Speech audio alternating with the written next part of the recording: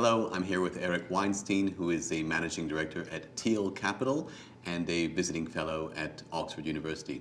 Eric, great to have you back again. Hey Marshall, great to be with you. We had an interesting discussion last year. We spoke somewhat about your history.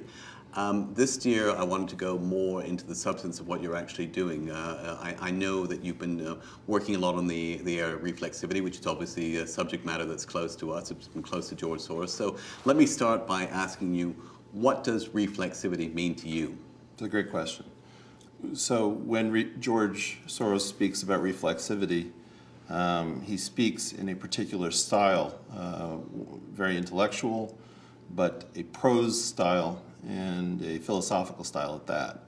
I think one of the challenges has been to try to figure out whether these words mean something mathematically beyond what people imagine he's been talking about. So if you think about one formulation of reflexivity that he's given is that there are two functions. There's a cognitive function and a participating function. The participating function has agents who are interacting with the market and therefore causing the markets to change behavior. But there's also this reverse cognitive function in which the markets are actually causing the agents to change their minds. And we might think about minds as being, in some sense, divided into the belief state of the mind and the preference or taste state of the mind. So the key question is, does this look like anything that we're familiar with? Is it two sets of equations that might be going back and forth? And there's a very interesting formal similarity to the description of Einstein's gravitational field equations, where John Wheeler, who was challenged in trying to describe these tensorial differential geometric equations to a lay population, came up with the idea that what they really meant was that matter tells space how to curve, and space tells matter how to move. And so one possibility is that what George has really been saying is, in some sense, that minds tell markets how to move, and markets tell minds how to curve. But the question is, what would it be that was curving? And so part of our work has been to show that without any alteration, the centerpieces of modern economic theory form geometric systems, much more than analytic systems, that are in almost perfect correspondence with the major structures of geometric field theory in physics today, known as fiber bundles. So you've covered a lot of areas there, but clearly what you've suggested is very much at variance with what I would call the classic rational expectations, neoclassical school of economics, and there is also, as you say, the cognitive function that you mentioned. There's obviously elements of psychology, neuroscience, and that, and I don't think economics historically has captured these areas adequately. It's a really interesting point. One way of looking at it is that maybe rational expectations is a misinstantiation of an idea. And so that rather than evaluating the underlying idea, what we have is we have a failed instance of the idea. So, for example, if we imagine a representative consumer as having particular tastes or beliefs, we can look at that as a degenerate case of a probabilistic situation or a heterogeneous situation, where the idea is that if you're in the freak situation where all consumers happen to be exactly identical, then you would have a wave that was supported in only one point. It would be a degenerate wave. But then you could easily let out that assumption and have a distributed population where people held many different points of view, both at the level of tastes and beliefs. And so as you start to look at the idea of single representative consumers with perfect information, who are omniscient, et cetera, and you start to relax the assumptions, you end up with much more interesting data types with which to populate your models. And if you relax the assumptions, though, I get the complaint is that certainly amongst more conventionally economists is that if you relax the assumptions, you don't capture them in the model, and the model becomes less elegant. That's always been considered one of the weaknesses of the profession in many respects. Yeah, that's why it's a bitter pill to find out that it becomes almost unimaginably elegant as it becomes more realistic. In what sense? And that's I presume you, being a mathematician by training as opposed to an economist, are seeking to apply some of these more elevated and elegant mathematical theories towards things such as reflexivity, for example. Right. I think we don't seek elegance for its own sake, Right. but elegance is usually It's a byproduct of what you're what you're working with. In a sense, it becomes more elegant because you're working with a more sophisticated form of mathematics, which gives you something closer to reality. And it's also the trail of breadcrumbs that we follow to find the most powerful, reusable ideas. One of the problems with the heterodox critique of modern economic theory is that it hasn't become very unified. You have lots of independent voices talking about things without some sort of an agreement or collapse or movement towards a more unifying perspective. And so elegance is usually the hallmark of interoperability, which is one of the things that economics, that neoclassical economics has had and its critics have lacked. And so if you think about, for example, the unimaginable animal diversity found in nature, all of that is accomplished with only 4 nucleotides and 20 amino acids. So the key point is to have a tiny set of Lego that is almost infinitely extensible, but tends to be self-healing and is resistant to tampering. And that's really the point of the geometric program. I'm curious, now of course George has made his billions, and there is some question as to whether he applies reflexivity towards his actual investment decisions. I mean, there was this joke that Paul Samuelson, for example, was a great investor, but he used to use technical charts all the time and actually used very little of his economic theories. I'm wondering if you, as a managing director at Teal Capital, have found that you've been able to incorporate some of this into your own investment thinking decisions?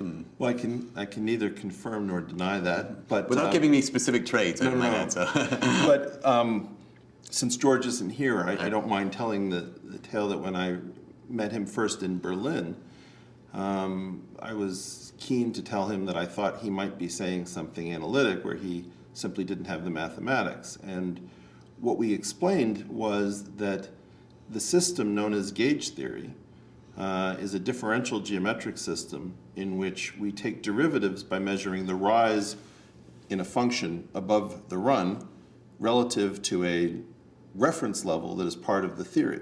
But these reference levels can sit on top of each other like an Escher staircase. And when I showed that to George, his immediate reaction was that he had always been intrigued by the idea that Escher had captured the essence of reflexivity when he had read Gödel, Escher, and Bach by Hofstadter.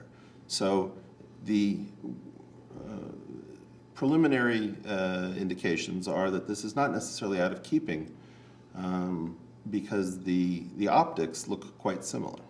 The other thing that's always intrigued me is that economics has always liked to style itself as a science, well, at the very least a social science, and although the most disparaging thing an economist can say to someone who doesn't practice what he deems to be real economics is that he calls him a sociologist. And by the same token, many of the mathematicians to whom I have spoken over the last several months, particularly my interactions with people like you at the Fields Institute, is that the economists themselves are using a very, very low-grade type of mathematics, the conventional economists, the neoclassicals, shall we say, and that they're not actually, they are, in fact, to mathematics what the buggy whip was to the car, actually. I'm wondering what your thoughts about that were.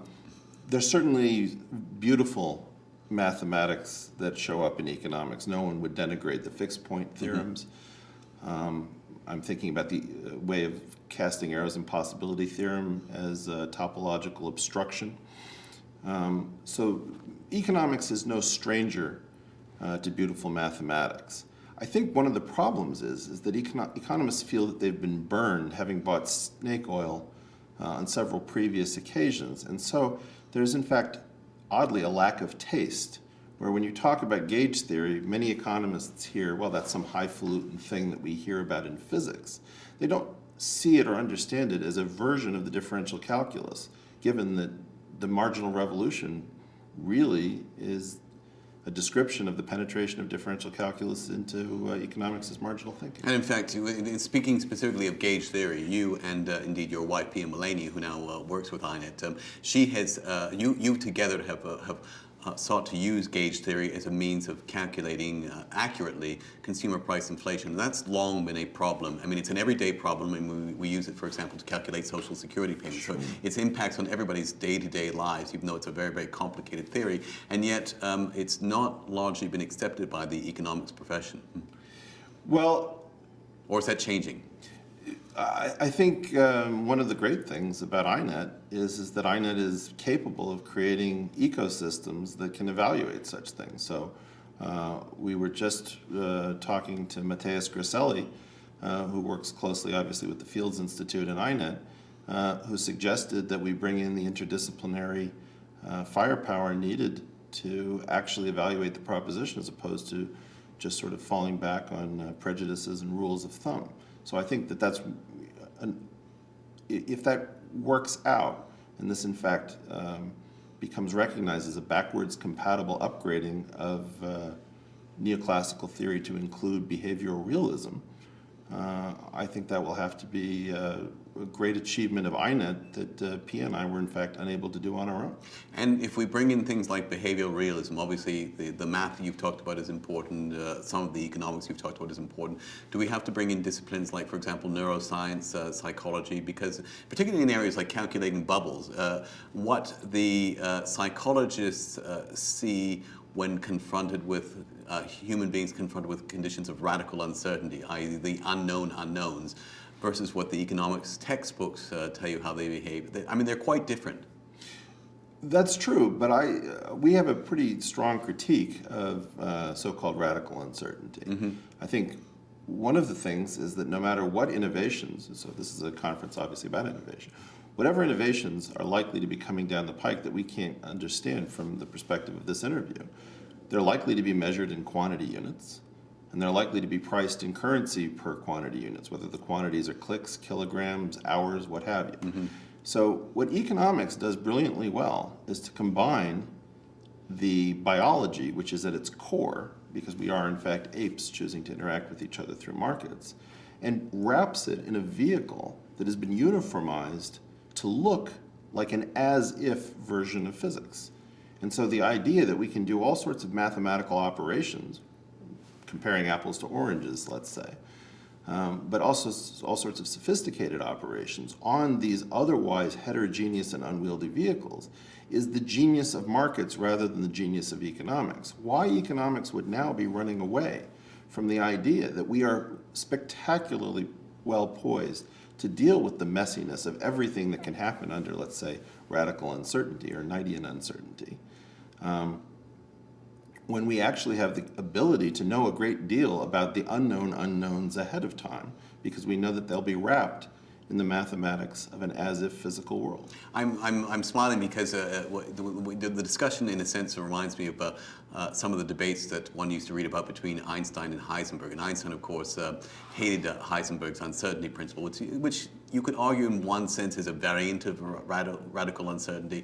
And his general theory was certainly an attempt. It really wasn't a theory, it was an attempt to capture reality as is. He was trying to model reality and then have it correspond to reality. So what you're suggesting is actually that economics could actually become very, very close to constructing its own kind of general theory as opposed to a Heisenberg uncertainty principle. Well, it's very interesting. I mean, first of all, the prices and quantities of which we just spoke form what's called a system of conjugate variables, which is exactly the position of momentum operators in their quantum realization that Heisenberg was dealing with. So it's not necessarily just a loose analogy, but it's quite possible that it's tighter than that.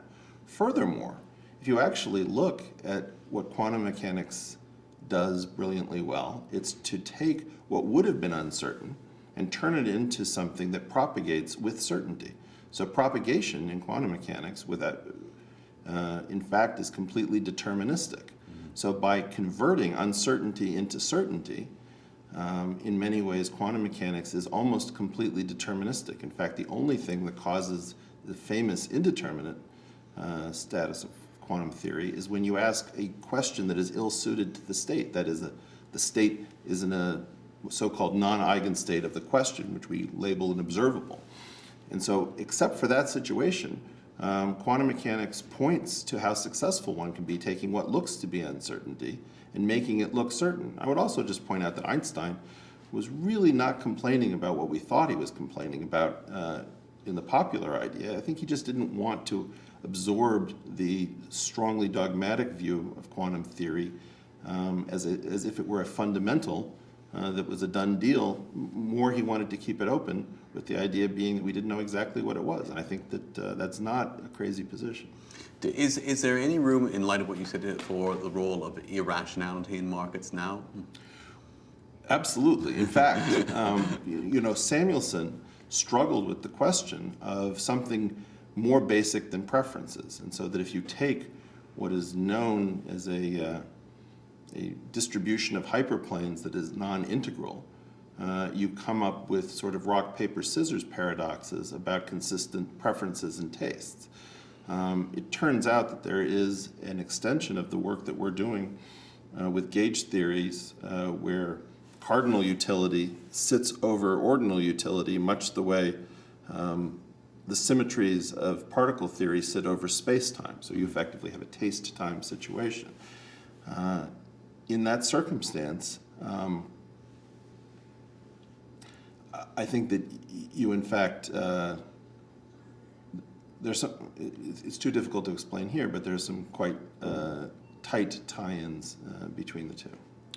And I think with that, we're going to leave it. As always, it's been fascinating talking to you, and I look forward to seeing what your new incarnation as MD at Teal Capital does, because I'm sure that it will be adding a huge amount not only to our understanding of investments, but also to the overall profession of economics. Eric, thanks again for talking to me. It's been great as always. Marshall, it's a great pleasure. Thank you.